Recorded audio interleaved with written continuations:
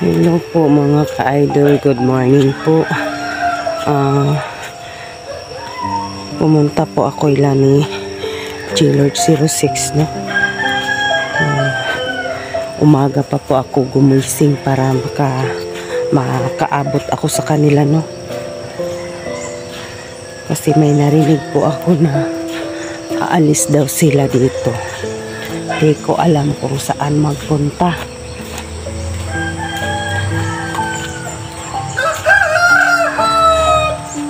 Ito na po ang bahay nila. Pasensya na po kayo na mag-video po ako.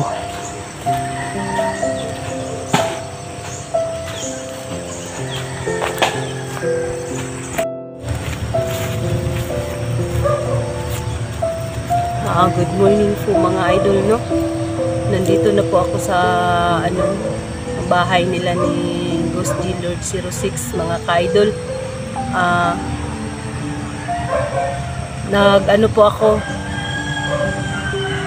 sa iyo ba, madaling araw po ako pumunta dito sa kanila, no? Baka may lalakarin na naman si G-Lord kasi busy po to siya mga ka-idol kasi siya lang, no, wala siya katuwang sa sa mga bata. Hindi ko alam kung anong trabaho niya ngayon mga ka-idol, no. Pupuntahan ko siya, mag-usap kami dalawa na magsama kami sa bundok, no. Magpasama ako sa kanya na maghanap sa kanyang asawa mga ka-idol, no. Sana nandito po siya, no. Hindi po siya umalis sa bahay nila mga ka-idol. Ito po ang area nila ka-idol, no.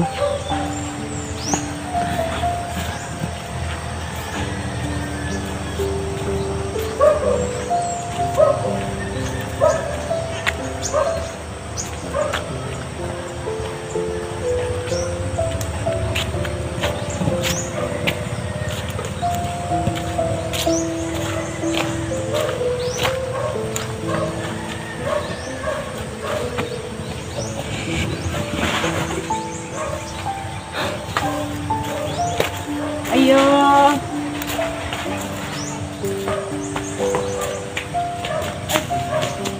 Saan ang papa mo, Day? Saan? Anong ginagawa niya doon?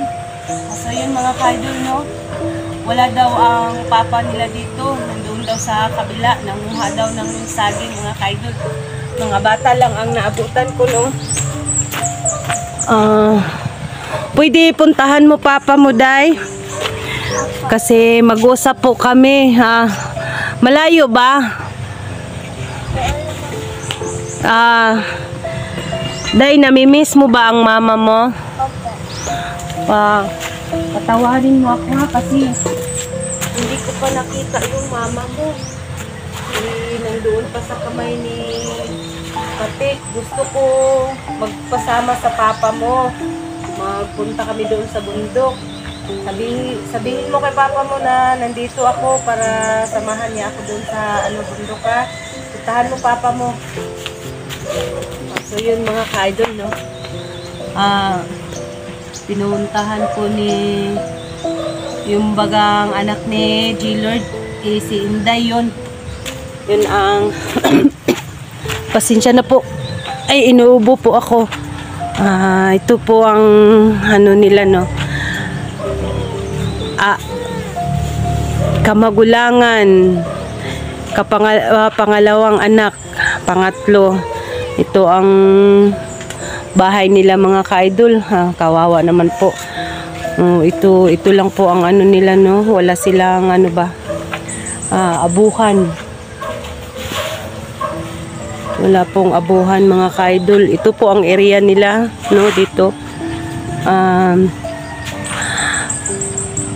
Pasensya na po kayo mga ka-idol na ipinakita ko po ang bahay ni G-Lord 06 mga ka-idol, no. Sa totoo lang, kung kawawa po ang bahay ko, mas kawawa po sila, no. Sinasira ang abuhan nila mga ka-idol. Yun, kawawa naman yung bata, no? Malaki ang kasalanan ko sa kanila ba. Hindi ko na ang mama nila, hindi ko na uwi sa kanila. Tapos yung bata mga ka-idol, alam nyo, na na to ba, na kumbaga pa sa Bisaya, na lutas, no?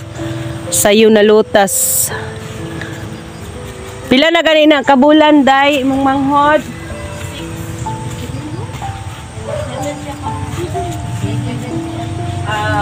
Ano na po mga ka-idol, 7 months na po yung pang-5 bata ni G-Lord, no? Hindi ko napatawad ang sarili ko. Nandiyan na po si Papa. Nandiyan na po si Papa mo. So yun mga ka-idol, nandito na pala si G-Lord, no?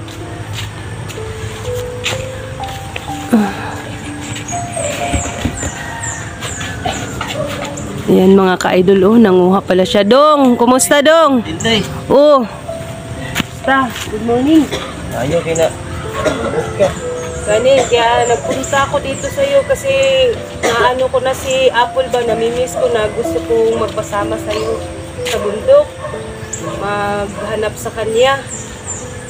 Hindi ko na alam kung anong nangyari sa kanya doon ba, sa kamay ni Commander Patik. Hindi mo pa nakita si Apple ate? Hindi, kahapon nagpunta po ako doon sa bundok. Hindi ko pa nakita. Kasi yung sinabi ni Commander Patik, pupunta daw doon sa yung sinabi niya city daw. Hindi ko alam, o bundok ba or syudad ba. Kasi sabi niya sa akin, yung nakuha si Apple, dadalhin daw niya sa city. Tadong Patik na yan. Yun na nga sinabi ko sa kanya na ano ba ang kasalanan ni G-Lord sa'yo, Commander Patik? Bakit mo kinuha ang asawa niya? Ano bang kasalanan mo kay Matanong ko lang sa'yo. Ano bang kasalanan mo kay Commander Patik? Bakit sinabi niya sa akin na malaki ang kasalanan niya sa'yo? Hindi ko naman kilala si Commander Patik. Hindi. Hindi mo kilala. At saka wala akong nagawang kasalanan sa kanya. Siguro, yun lang ang rason niya para makuha si Apple, no? Baka may siya kay Apple, may pagtingin siya. Hindi ko lang ate kasi nabigla lang ako nung nangyari. Biglang sumulpot ang Commander Patik na yan. Hindi ko kilala yung Commander Patik na yan. Tarantadong Patik na yan. So, anong plano mo ngayon, G-Lord? Na gusto ko magsama tayong dalawa papunta doon sa bundok. Ngayon ate, hindi mo na ako makasama kasi walang maiwan sa mga bata. Paano na to? Mga ka-idol, no, hindi siya makasama kasi walang maiwan sa anak nila, no? May bata pala tong maliit, no? 7 months pa mga ka-idol. Paano na to? Tapos, G-Lord, may problema na naman tayo Yung kasamahan natin, naalala mo si Junji? Oo, hindi. Bakit? Nalusob ang bahay niya. Nakuha, hindi ko alam kung sinong tauhan yun. Nakita ko lang ang video ni Jigo at saka ni Dax. Magpatulong sana ako sa kanila para marami tayo maghanap kay Apple. Paano na to? Malaking problema nga Kasi sunod-sunod ang problema natin Hindi pa nalutas si Apple. Tapos nandito na naman si Junji. Kung mamaya siguro hapon walang maghanap doon kay Apple. Kasama na si Junji. Ate, kasi yung mga bata dito hindi ko maiwan ba. Yan, nagkuha nga ako ng nagtaga ako ng saging para may almusal kami. Mga ka-idol. Kumuha daw siya ng saging para daw may makakain sila. Paano na to mga ka-idol? Hirap na ako ngayon. Tinday. Sa sitwasyon ko ngayon, hindi ko inasahan na mangyari sa aking buhay ko. Wala si Apple, nabihag. Tapos yung mga bata. Kung ito yung isipan ko. Oo nga eh. Ako nga, hindi ako makatulog na mag-isip palagi kay Apple ba. Kasi wala na akong kasama magpunta doon sa manguha ng gulay. Kami lang dalawa, palagi ko siyang maaalala ba. Bantay na si Patik kung makikita ko siya. Tarantadong patik na yan. Masarap itong saging ah. Pasensya ka na, G-Lord. Hindi ako nakadala ng pagkain kasi walang-wala din ako eh. Ganyan nga ate. Yung naalala ko lang ate ba? Kasi baka may kunting ganyan, pambili lang ng gatas yung Ano bang gatas ni Bibi? first 3 lang yung binibili ko sa kanya ate kasi yun lang yung makakaya ko ba. May pira ako dito, G-Lord, pero pasensya ka na. Ano lang po ito eh. 50 pesos lang. Hindi na po yan ate. Oo. Katulong na po yan. So yun mga ka-idol, no? Wala po akong pera talaga.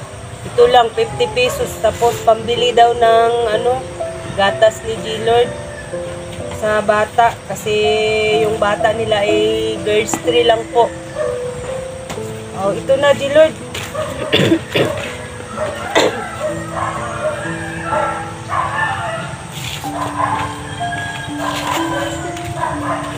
Ito po ang anak ni G-Lord mga ka-idol. Pasensya ka na talaga dong. Yun lang ang mabigay ko sa iyo kasi wala po akong pera. Kawawa talaga yung bata mga ka-idol, no? 7 months pa po siya. Malaking kasalanan ko sa bata na to kasi ako ang dahilan po na bihag ang mama niya. Pag-pray lang natin, G-Lord, na walang si Apple doon sa kamay ni Patik, no? Hindi ko nga alam kung anong gagawin ko kasi pag aalis ako, kawawa yung mga bata, walang maiwan. So yun mga ka-idol, hindi po makasama si J-Lord sa akin. Gagawa na lang po ako ng paraan mga ka-idol kahit ako lang mag-isa sa bundok. Kasi yung mga kasama po namin may problema din, no? May mission din sila. Katulad ni Junji, mga ka-idol. Siguro dong hanggang dito lang muna ang video ko kasi aalis na po ako. Hindi po ako magtagal dito sa inyo para maabutan ko pa si Dax at saka si Jigo doon sa bundok na po ako noon na magkita kami doon. Sige ate, salamat sa pagbisita mo sa akin ate. Oh. Sana matulungan niyo ako sa paghanap ni Apple at saka yung kay Tol Junji, no? Sana matulungan natin siya. Oo nga. Kaya nga ako nagpunta sa iyo dito eh para may makatulong din sa akin. Hanggang dito lang muna mga ka-idol ang video ko kasi hindi ako magtagal dito sa kanila ni Gus G-Lord, no? 06. Shout out pala sa mga silent viewers ko, sa mga solid supporters ko. Paki-visit po sa channel ni G-Lord 06 mga ka-idol, no?